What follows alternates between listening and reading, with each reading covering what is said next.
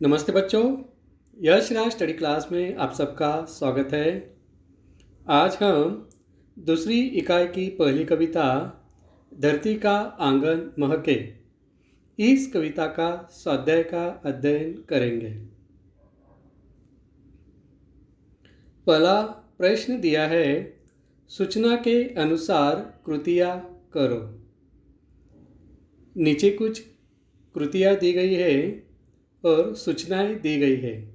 उन सूचनाओं को पढ़कर ध्यान में रखकर कृतियाँ पूरी करनी है। इसमें पहला सवाल है, प्रवाह तालिका पूर्ण करो। यहाँ पे एक तालिका दी गई है, कवि की अपेक्षाएं।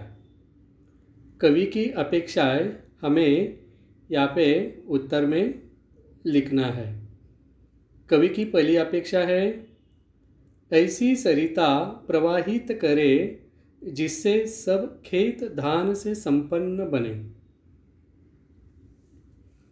दूसरी अपेक्षा है, विनाशक अश्रों का मनुष्य से संबंध न हो। कवि की तीसरी अपेक्षा लिखनी है, स्नेह प्रभा के परिधान से आत्मा को आवृत करे। आखिरी अपेक्षा है कवि की, मिल जुल कर वसुधा का जयगान करे। तो ये तालिका इस तरह से हमें यहाँ पे लिखकर पूरी करनी है। दूसरा प्रश्न दिया है, कृति पूर्ण करो। यहाँ पे एक कृति दी गई है, उसको पढ़ के हमें पूरा करना है। धरती का आंगन इनसे महके। धरती का आंगन इनसे महके, कर्म ज्ञान तथा विज्ञान से धरती का आंगन महके। दूसरी कृति दी है, धरती का श्रृंगार इनसे होगा। धरती का श्रृंगार किससे होगा? फूल, फल, हरियाली तथा शिल्पकला, इससे धरती का श्रृंगार होगा। प्रश्न तीसरा, उत्तर लिखो। नीचे दिए गए दो सवालों का हमें उत्तर लिखना है। पहला सवाल है, मेधा की ऊंचाई नापेगा। मेधा की ऊंचाई कौन नापेगा? उसका उत्तर है, प्रतिभा का पैमाना। मेधा की ऊंचाई प्रतिभा का पैमाना नापेगा, यह उत्तर है। दूसरा सवाल है, हम सब मिलकर करें। हम सब मिलकर क्या करना है? वसुधा का जयगान हम सबको मिलकर करना है, यह उसका सही उत्तर है। प्रश्न चौथा दिया है, कृति करो। यहाँ पे एक कृति दी गई है, उसे हमें पूरा करना है। मानव अंतरिक्ष यान से यहाँ पहुँचा है। क्या सवाल दिया है कृति में कि मानव अंतरिक्ष यान से यहाँ पहुँचा है। कहाँ कहाँ पहुँचा है वह हमें उत्तर में लिखना है।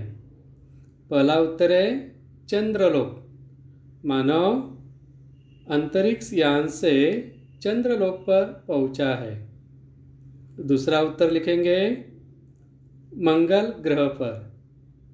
मानव अंतरिक्ष यान से मंगल ग्रह पहुँचा है। इस तरह यह कृति पूरी करनी है। अगला प्रश्न है, भाषा बिंदु अर्थात व्याकरण। इसमें अ, निम्नलिखित शब्दों के समानार्थी शब्द लिखो तथा उनका वाक्य में प्रयोग करो। यहाँ पे शब्द दिए गए हैं तथा इन शब्दों का समान अर्थ वाले शब्द लिखना है, अर्थात समानार्थी शब्द। पहला शब्द है शरीर। शरीर शब्द का समानार्थी शब्द है तन, काया, देह। अभी शरीर शब्द को वाक्य तैयार करेंगे। शरीर शब्द से हमें वाक्य बनाना है। कसरत करने से शरीर मजबूत बनता है। ऐसे हमें इसका वाक्य में उपयोग करना है या इस शब्दों को लेके वाक्य बनाना है। दूसरा शब्द है मनुष्य। मनुष्य शब्द का समानार्थी शब्द है इंसान, मानव, मनुज। वाक्य देखिए इसका, आज मनुष्य ने चांद पर कदम रख दिए हैं। तीसरा शब्द पृथ्वी। पृथ्वी शब्द के समानार्थी शब्द है वसुधा, भूमि, मही। वाक्य देखिए इसका, इस पृथ्वी पर विविध जीव जंतु रहते हैं। चौथा शब्द है छाती। छाती शब्द का समानार्थी शब्द है वक्ष, ऊर, सीना। वाक्य, हमारे वीर सिपाही दुश्मन की गोलियां अपनी छाती पर झेलकर हमारी रक्षा करते हैं। ऐसे वाक्य में इसका प्रयोग करना है या इससे वाक्य बनाना है। पांचवा और आखिरी शब्द है पथ। पथ शब्द का समानार्थी शब्द है रास्ता, मार्ग, राह, डगर, सड़क। इसका वाक्य देखिए, सफलता के पथ पर कई चुनौतियां भी होती है। व्याकरण का अगला सवाल है आ, पाठों में आए सभी प्रकार के सर्वनाम ढूंढकर उनका अपने वाक्यों में प्रयोग करो। ये जो कविता है, इस कविता में आए गए सभी सर्वनाम को ढूंढ के हमें यहाँ पे लिखना है। पहला सर्वनाम है पुरुषवाचक सर्वनाम। पुरुषवाचक सर्वनाम के उदाहरण देखिए, मैं, हम, तू, तुम, आप, वे, यह, ए। ये सभी पुरुषवाचक सर्वनाम है। अभी हम इन सर्वनाम को लेके वाक्य बनाते हैं। पहला है मैं पाठशाला जाता हूँ।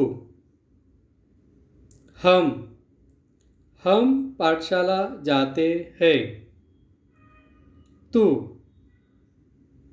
पाठशाला जाता है। ऐसे इन सर्वनामों का वाक्य बनाना है या वाक्य में उसका प्रयोग करना है। चौथा सर्वनाम है तुम पाठशाला जाते हो। आप पाठशाला जाते हैं। वह पाठशाला जाता है। सातवां वाक्य है वे पाठशाला जाते हैं। आठवां है यह पाठशाला जाता है। ए पाठशाला जाते हैं। ये सभी पुरुषवाचक सर्वनाम के वाक्य है। दूसरा सर्वनाम है निश्चयवाचक सर्वनाम, यानी कविता में निश्चयवाचक सर्वनाम आए हैं। वह है यह, वह, यही, वही। अभी इन सर्वनाम का हम वाक्य में प्रयोग करते हैं। पहला वाक्य है यह मेरा घर है। इस वाक्य में यह शब्द निश्चयवाचक सर्वनाम है। दूसरा वाक्य है वह मेरी किताब है। इस वाक्य में यह निश्चयवाचक सर्वनाम है। तीसरा सर्वनाम है अनिश्चयवाचक सर्वनाम। इसके दो शब्द है, दो उदाहरण है। पहला है कोई, कुछ। इनसे हम वाक्य में प्रयोग करेंगे इनका। पहला वाक्य, दरवाजे पर कोई दस्तक देता है। इस वाक्य में कोई, यह शब्द अनिश्चयवाचक सर्वनाम दर्शाता है। दूसरा वाक्य, दूध में कुछ गिर गया है। इस वाक्य में कुछ शब्द अनिश्चयवाचक है। कुछ, कोई, मतलब मालूम नहीं है, पक्का मालूम नहीं है कि कौन है या क्या गिर गया है, इसलिए अनिश्चयवाचक है। चौथा सर्वनाम है निजवाचक सर्वनाम।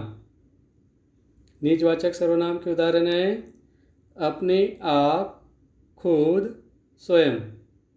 ये शब्द निजवाचक सर्वनाम दर्शाते हैं। वाक्य देखते हैं इनका। मैं अपने आप पढ़ूंगा। दूसरा है मैं खुद पढ़ लूँगा। तीसरा वाक्य है मैं स्वयं ही जाग गया। इन तीनों वाक्यों में क्रमशः अपने आप, खुद और स्वयं ये शब्द निजवाचक सर्वनाम दर्शाते हैं। पांचवा सर्वनाम है प्रश्नवाचक सर्वनाम। प्रश्नवाचक सर्वनाम किन शब्दों से दर्शाते हैं? कौन, क्या, कब, ऐसे जो शब्द होते हैं वो प्रश्नवाचक सर्वनाम होते हैं। अभी इनका वाक्य देखते हैं। मेरी मदद कौन करेगा? उसने सवाल किया है, कौन करेगा? दूसरा वाक्य, आप क्या कर रहे हो? आप क्या कर रहे हो उसको मालूम नहीं, उसने जानने की कोशिश की है सवाल पूछ के कि आप क्या कर रहे हो। इन दोनों वाक्यों में क्रमशः कौन, क्या, ये दोनों शब्द प्रश्नवाचक सर्वनाम दर्शाते हैं। छठा और आखिरी सर्वनाम है संबंधवाचक सर्वनाम, जो दर्शाता है जो, सो, जैसा, वैसा, जो, वह। ये शब्द संबंध दर्शाते, संबंधवाचक सर्वनाम दर्शाते। इनका वाक्य देखते हैं। पहला वाक्य, जो करेगा सो भरेगा। दूसरा वाक्य, जैसा कर्म करोगे वैसा फल मिलेगा। तीसरा वाक्य, जो मेहनत करेगा वह सफल होगा। यानी यहाँ पे संबंध बताया गया है। पहले वाक्य में जो का संबंध सो से है, मतलब जो करेगा सो भरेगा। दूसरे में जैसा काम करेंगे वैसा ही आपको फल मिलेगा। संबंध दिया है कि नहीं? जैसा का संबंध मतलब कर्म का संबंध फल से है। और तीसरे वाक्य में जो मेहनत करेगा वह सफल होगा, मतलब जो मेहनत करेगा वही सफल होगा। ये संबंधवाचक सर्वनाम के उदाहरण दिए गए।